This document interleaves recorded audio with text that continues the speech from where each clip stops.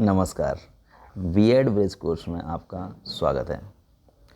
हम लोग पढ़ रहे हैं पेपर सेकंड के इम्पोर्टेंट क्वेश्चन आंसर।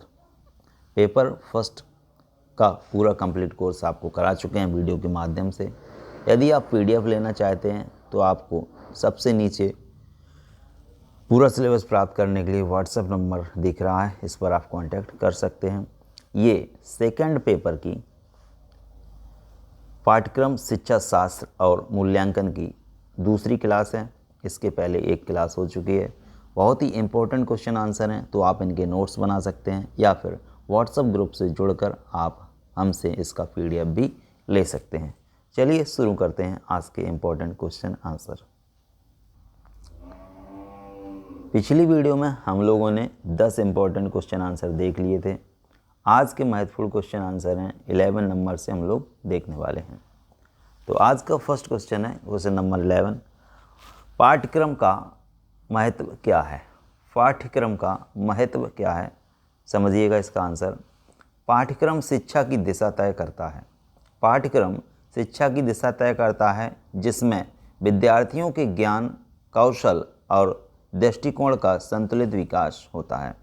पाठ्यक्रम है ना जो ये शिक्षा की दिशा को तय करता है और इसके द्वारा विद्यार्थियों को, बालकों को यानी कि छात्रों को ज्ञान, कौशल और दृष्टिकोण का संतुलित विकास होता है, यानी कि सभी प्रकार का, हर एक प्रकार का विकास होता है।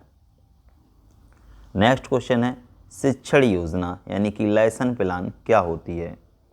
शिक्षण योजना यानी कि लेसन प्लान क्या होती है, इसका आंसर हम समझेंगे। आप देख रहे हैं कैन वाला 2 यूट्यूब चैनल, तो सर्च करके कभी भूल जाते हैं, नाम याद रखिएगा तो आपको ये वीडियो मिल जाएंगे। क्वेश्चन क्या है? लेसन प्लान क्या होते हैं यानी कि शिक्षण योजना क्या होती है। चलिए समझते हैं इसका आंसर। आंसर है शिक्षण योजना शिक्षक द्वारा तैयार की गई वह रूपरेखा होती है जिसमें विषय, उद्देश्य, विधि और मूल्यांकन का विवरण होता है। क्या कह रहा है? शिक्षण योजना शिक्षक द्वारा तैयार की गई एक ऐसी रूपरेखा होती है जिसमें विषय होता है, उद्देश्य होता है, विधि होती है और मूल्यांकन का विवरण होता है। नेक्स्ट क्वेश्चन है प्रभावी शिक्षण की विशेषताएं क्या हैं? प्रभावी शिक्षण की विशेषताएं क्या हैं, समझेंगे इसका आंसर। आंसर है प्रभावी शिक्षण में स्पष्ट उद्देश्य, विद्यार्थियों की सक्रिय भागीदारी, उपयुक्त विधियाँ और निरंतर प्रक्रिया शामिल होती है। फिर से समझिएगा, प्रभावी शिक्षण में स्पष्ट उद्देश्य, विद्यार्थियों की सक्रिय भागीदारी, उपयुक्त विधियाँ और निरंतर प्रक्रिया शामिल होती है। बाल केंद्रित शिक्षा क्या होती है? बाल केंद्रित शिक्षा क्या होती है, समझेंगे इसका आंसर। आंसर है यह शिक्षा पद्धति बच्चों की रुचि, क्षमता और आवश्यकताओं पर आधारित होती है। यह शिक्षा पद्धति बच्चों की रुचि, क्षमता और आवश्यकताओं पर आधारित होती है। इसमें बच्चे सीखने के केंद्र में होते हैं।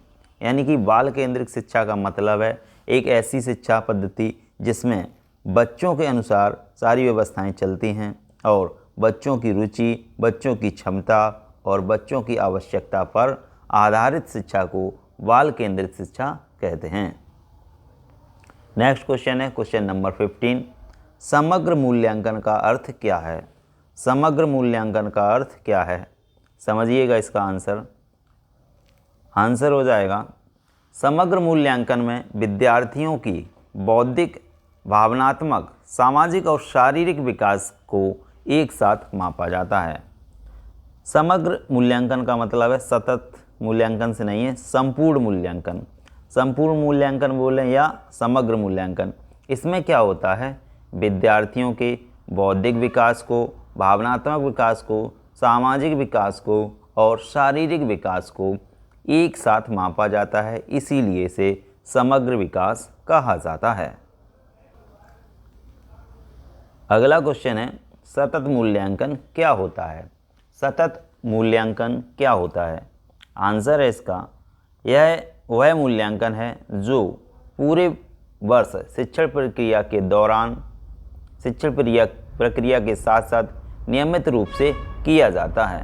यानी कि एक ऐसा मूल्यांकन जो पूरे वर्ष, पूरी क्लास में यानी कि पूरे वर्ष शिक्षण प्रक्रिया के साथ साथ समय समय पर नियमित रूप से होता रहता है या किया जाता है। इस प्रकार के मूल्यांकन को सतत मूल्यांकन कहते हैं। अगला क्वेश्चन है क्वेश्चन नंबर 17। क्वेश्चन है शिक्षण के उद्देश्य कैसे निर्धारित किए जाते हैं? शिक्षण के उद्देश्य कैसे निर्धारित किए जाते हैं? आंसर है शिक्षण के उद्देश्यों को विषय वस्तु, विद्यार्थी शिक्षण के उद्देश्यों को विषय वस्तु, विद्यार्थियों के स्तर और पाठ्यक्रम के लक्ष्यों के अनुसार तय किया जाता है।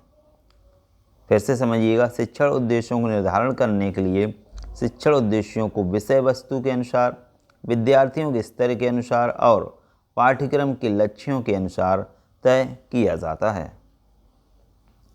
अगला क्वेश्चन है शिक्षण सामग्री का चयन कैसे किया जाता है?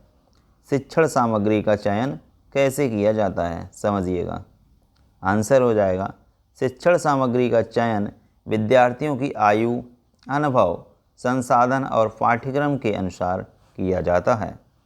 शिक्षण सामग्री का चयन विद्यार्थियों की आयु, अनुभव और संसाधन के और पाठ्यक्रम के अनुसार किया जाता है। नेक्स्ट क्वेश्चन है,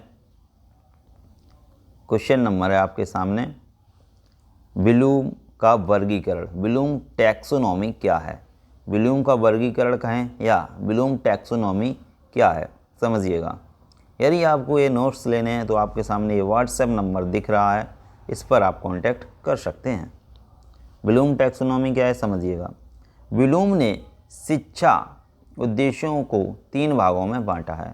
ब्लूम ने शिक्षा उद्देश्यों को 3 भागों में बांटा है। नंबर 1 ज्ञानात्मक, नंबर 2 भावनात्मक और नंबर 3 क्रियात्मक। तो ब्लूम के अनुसार जो शिक्षा के उद्देश्य हैं वो 3 भागों में बांटे गए हैं, ज्ञानात्मक, भावनात्मक और क्रियात्मक।